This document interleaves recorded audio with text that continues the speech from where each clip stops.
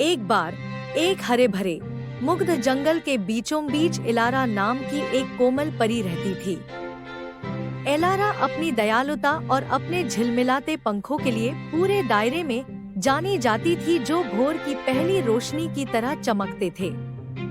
उसने अपने दिन फूलों और जानवरों की देखभाल करने में बिताए, जो जंगल को अपना घर कहते थे।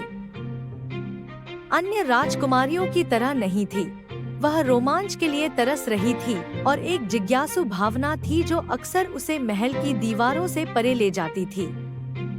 जंगल से परे आकाश को छूने वाले टावरों से सजे एक शानदार महल में राजकुमारी इसाबेला रहती थी। इसाबेला एक धूप सुबह के रूप में राजकुमारी इसाबेला पहले से कहीं ज्यादा जंगल में गहरी भटक, वह एक समाशोधन एलारा के जादू की नरम चमक में नहाया पर ठोकर खाई।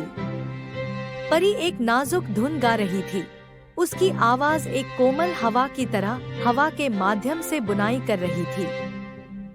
इसाबेला सुंदर परी की दृष्टि से मोहित हो गई और उसकी आंखों में आश्चर्य के साथ उसके पास पहुंची।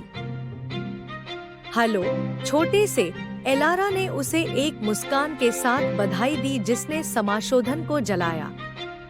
आज तुम मेरे जंगल में क्या लाए हो? मैंने आपकी दयालुता और आपके जादू की कहानियां सुनी है, इसाबेला ने जवाब दिया। उसकी आवाज प्रशंसा से भर गई। मैं आपसे मिलना चाहती और आपकी दुनिया के चमत्कार देखना चाहती। एलारा धीरे से हंसी, उसके पंख हवा में पंखुड़ियों की तरह फड़फड़ाते थे। आपका यहाँ स्वागत है, राजकुमारी इसाबेला। क्या आप जंगल के माध्यम से यात्रा पर मेरे साथ शामिल होना चाहेंगे? यहाँ ऐसे रहस्य हैं जो केवल बहादुर दिल वाले ही खोज सकते हैं। इसाबेला की आंखें उत्साह से चमक उठी। साथ में परी और राजकुमारी ने किसी अन्य के विपरीत एक साहसिक कार्य शुरू किया।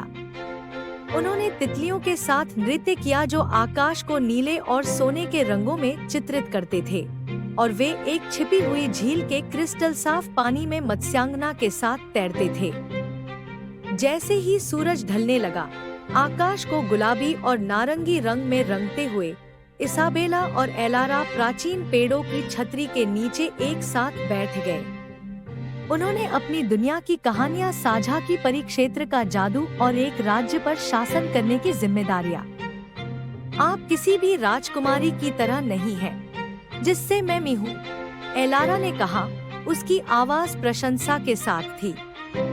आपका साहस और जिज्ञासा एक दुर्लभ उपहार है। और तुम, एलारा?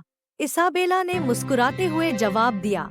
मुझे दिखाया है कि जादू न केवल मंत्र और जादू में मौजूद है, बल्कि हम दूसरों के प्रति दया दिखाते हैं। उस दिन से राजकुमारी इसाबेला ने जब भी वह कर सकती थी, मुग्ध जंगल का दौरा किया, और वह और एलारा दोस्तों के सबसे प्यारे बन गए। उनके बंधन ने उन्हें दोस्ती का सही अर्थ और एक ऐसी दुनिया की सुंदरता दोनों सिखाई जहां परियों की कहानियां और सपने आपस में जुड़ते हैं।